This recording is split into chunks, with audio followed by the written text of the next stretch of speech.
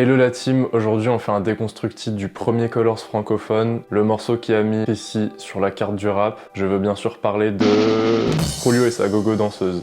Aucun rapport, mais Chrissy il a une série sur sa chaîne YouTube qui s'appelle Memo, où il explique tout son parcours dans le son depuis ses débuts, en passant par l'époque batterie faible, etc. jusqu'à maintenant. Elle est pas encore finie, mais c'est des petits épisodes de 5-6 minutes. Si vous êtes comme moi passionné par le rap francophone, le rap belge, français, c'est une mine d'or d'informations, d'anecdotes. Et pour vous donner un exemple, c'est dans cette série que on a l'anecdote que la prod de Julio et sa gogo danseuse, de base, elle était prévue pour Damso et pas pour Chrissy. Moi perso, c'est le genre d'anecdote qui me régale parce qu'après j'essaie de m'imaginer quel morceau ça aurait donné si Damso avait posé dessus. Bref, je vous laisse aller checker ça, c'est vraiment incroyable. C'est parti pour la vidéo. La prod est de Richie Beats, et deuxième chose, il est en train de sortir son deuxième album de producteur, Oh My God Volume 2. Ça va sûrement être une dinguerie, donc allez streamer ça. Et le riff de piano, plus spécifiquement, c'est Bill Evans, légende du jazz, sur un sample de Chet Baker, Alone Together. Sur Genius, j'ai vu que le morceau avait été mixé et enregistré par Chrissy. Je trouve ça un peu bizarre parce que ça a été enregistré du coup au studio de Colors à Berlin et je vois pas déjà comment lui il peut être le recording engineer, et je pense que s'il l'a mixé il y avait sûrement des ingé-sons de Colors aussi. Donc si vous avez des infos sur qui a record, qui a mixé, qui a masterisé le son, n'hésitez pas à le dire en commentaire. Déjà je vous fais écouter le sample à l'état original.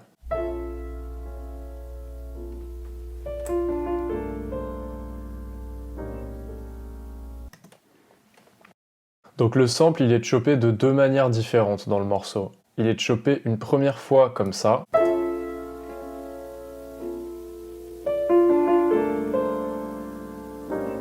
Donc ça c'est pour l'intro, et ensuite à travers tout le reste du morceau, il est chopé comme ça.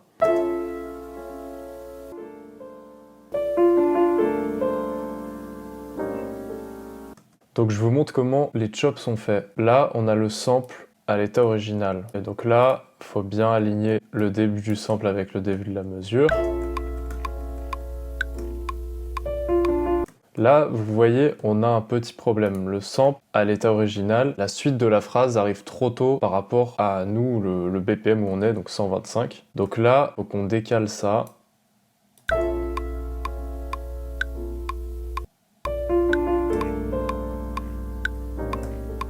Là, on a un petit problème, c'est qu'il y a un trou. Donc là, ce que vous pouvez faire dans ce genre de cas, c'est vous copier-coller un bout du sample qu'il y a avant, et vous verrez, ça fera complètement illusion. Et comme ça, on n'aura pas la coupure désagréable de quand il n'y a rien qui joue. Vous voyez ? On n'entend rien du tout. Donc ça, c'est le premier sample. Et ça, par contre, faut le rapprocher un tout petit peu.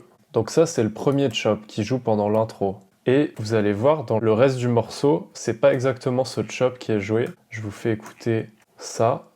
Berlin Colors, le jeune musique, The V, c'était Chrissy. Yeah. Vous voyez, il y a cette partie qui est pas dans l'intro. Le jeune musique, The V, c'était Chrissy. Donc le sample est chopé d'une manière différente. Donc la deuxième fois, il commence pareil. Donc la fin des chops est la même, donc je vais la reprendre. Et là, il y a une autre partie du sample qui est jouée, c'est cette partie-là. Donc je vais faire copier.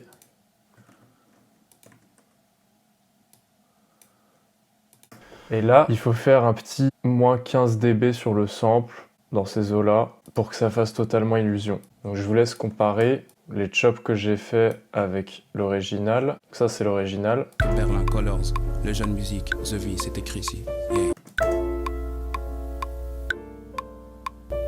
Peut-être un tout petit peu plus fort.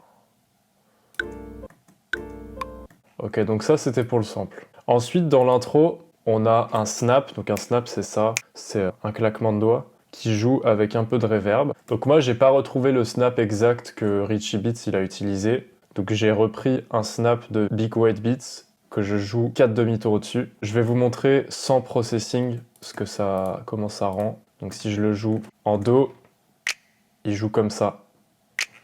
Sauf que dans le morceau original, Bien, je me présente Chrissy. il est plus aigu. Donc je le joue en Mi, ensuite petite reverb. Je le détune un peu pour arriver à vraiment exactement la sonorité comme dans le morceau.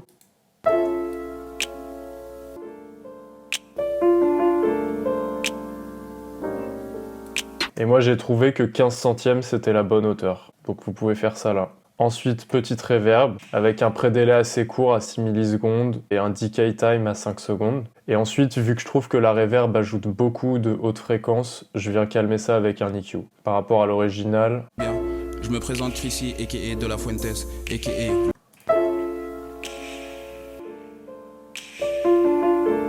Ensuite, il y a cette snare, Young Chop Snare qui arrive. Donc là, Young Chop Snare, c'est une snare qui est très connue, donc c'est exactement la même. Et ensuite, on a les drums qui arrivent. Donc ça commence par ce kick. C'est le kick qui a été exactement utilisé par Richie Beats. Donc c'est un kick de Lex Luger, le LL Kick Pink 2. Et à quoi on peut voir ça?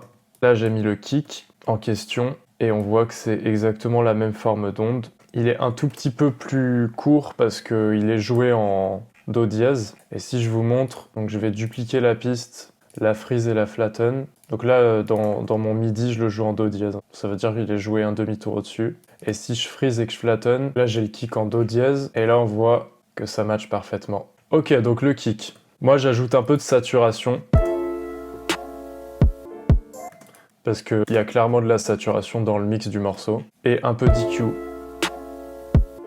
Pour ajouter un peu de haute fréquence.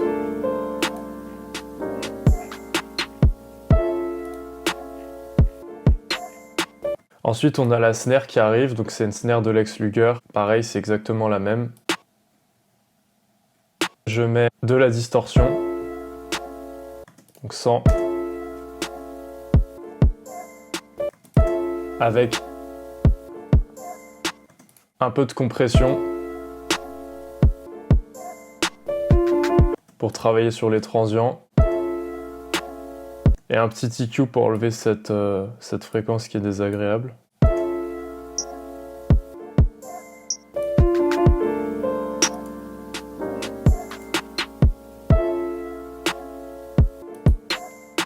On a aussi cette snare qui est en rebond, qui est vraiment très proche de l'original. Une barre et tous les hommes dans ce bar aperçoivent ton corps comme un trophée. On a aussi ces claps qui jouent en triolet en fin de phrase.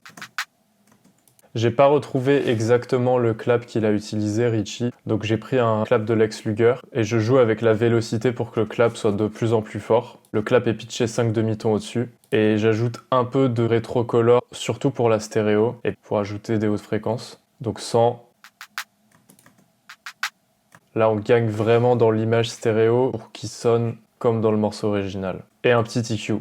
Je veux vraiment juste la partie médium des claps pour qu'il ressorte un peu plus dans le mix. Si vous écoutez très attentivement le morceau, vous allez voir, il y a des trucs qu'on n'entend pas à la première écoute. Sauce secrète, on va dire, que Richie Beats il a mis dans la prod. J'étais assez content de trouver ça quand j'ai refait la prod. Il y a un Vox, bien joué si vous l'avez entendu. Et moi, comment je les ai reproduits? Comme ça. Donc j'ai layer ce Vox là. Et ce Vox là. Je vous montre juste comment ça sonne à l'état original. De base, le premier sonne comme ça. Je le joue 4 demi-tons au-dessus. J'ajoute RC20 avec de la saturation, du wobble, de la reverb, un EQ, passe bas. Et le deuxième, j'ai l'inverse, je garde que la haute partie du sample en termes de fréquence. Et je le joue à cette hauteur. Et sur la piste groupée des deux, j'ai ajouté RC20 pour distordre encore un peu le signal et ajouter des hautes fréquences. Et un dernier petit EQ. Parce que c'est vraiment discret en fait dans le mix. Il y a aussi un petit FX qui joue à ce moment-là. Je vous montre dans l'original. L'amour peut te sauver, tu te salis pour lever. Et cet FX, je sais pas si Richie a utilisé le même que moi, mais moi je l'ai refait en utilisant le bruit de la pièce dans Mario. Donc ce bruit-là, je le joue à une autre hauteur, en sol dièse, donc beaucoup plus aigu. Je prends pas l'attaque et je mets dessus un EQ. Donc je vais vous montrer sans le processing. Un EQ. Et une reverb. Et je le noie vraiment dans la reverb. et le volume est très bas dans le mix. Donc je vous laisse entendre, ça fait ça.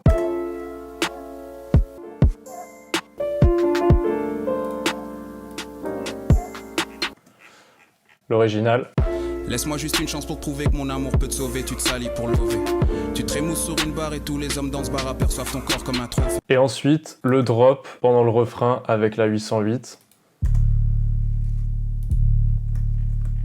Et là, je crois que c'est la 808 qui a été exactement utilisée. Une 808 de Lex Luger. Dessus, un petit bass talk. Et je vous montre dans le morceau. Si elle veut pour elle, je ferai le job. Yeah. Si elle veut, on peut parler de... Il y a aussi ce open hat qui est mixé très bas. Et il y a ce hi-hat qui est pitché très bas aussi. Donc j'ajoute un peu de disto.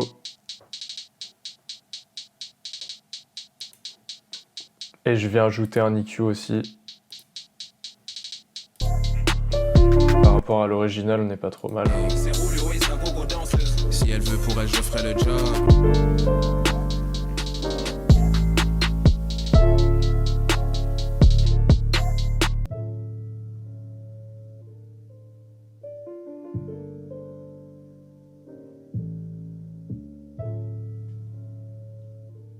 C'était King Langslow, merci pour votre attention, à dans la prochaine vidéo.